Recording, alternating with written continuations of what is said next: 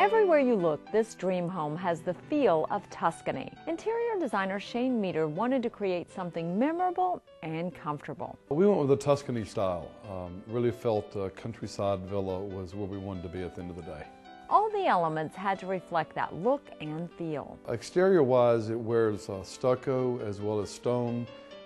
Has a beautiful, almost a tower in the center of the foundation of the architectural design, which creates the villa effect. When you first walk in, you'll notice this magnificent staircase. The stair has a beautiful foundation of iron, which again runs from top to bottom, and that was all hand-drawn and cast iron and forged, so it adds a custom detail to the stairway. This glass bar also greets you as you walk in. At the very end of the hall, there's an appointment of a stone wall, and that stone wall has beautiful glass bars that are coming out of it, which hold liqueur and liquor bottles. It's kind of a floating bar mixed with the stone. Just inside, you'll find a dining room and drawing room. Well, in the dining room, we definitely went with more of a period piece. The table is somewhat heavy in its demure. It's not light and French, it's English. It's very, very Tuscan. Has big chairs, which are very domineering to the table.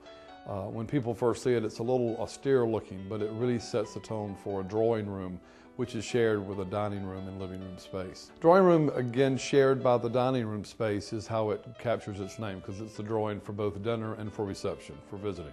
And that space, again, is very, it's not over-appointed, it's very Tuscan.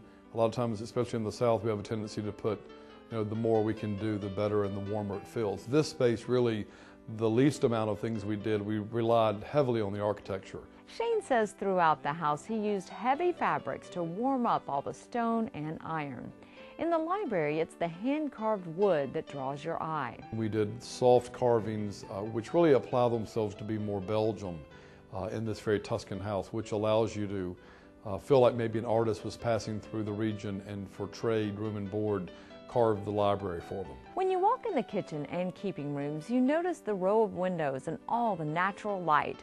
You'll also notice the unusual shape. This room is built kind of in the principle of an eyebrow. It has a circular kind of motion to it.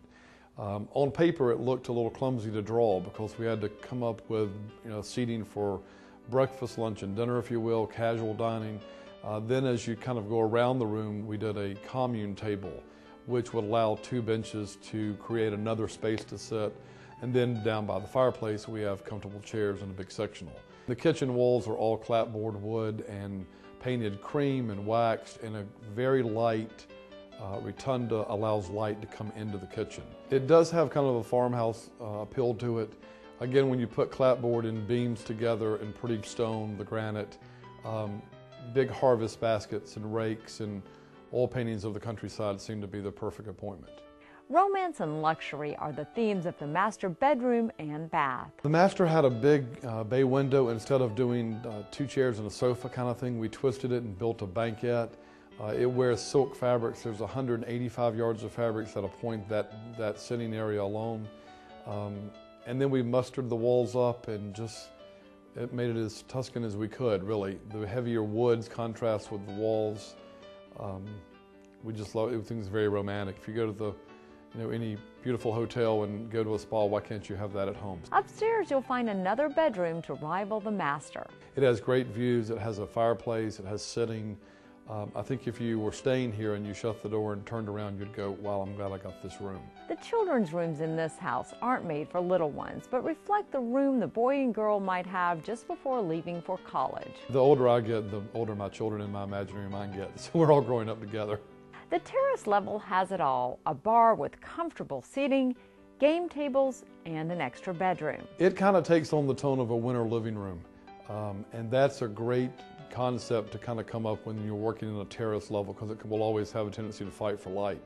So heavier fabrics, rugs that are a little bit thicker in their color and texture, the furniture, combination of leathers and corduroys, all those things together make up what I call the winter living room. There's also a home theater. It's a day at the theater without having to go out, and that's what people love about that, is the luxury of having that, and the comfortable chairs and fabric walls and curtains that move, and it's showtime. The outside porches are meant to blend the inside with the outside. Comfortable furniture and furnishings are designed to draw people outside. What happens here is they turn around and go, I had 30 people on the porch Saturday night and we had a great time.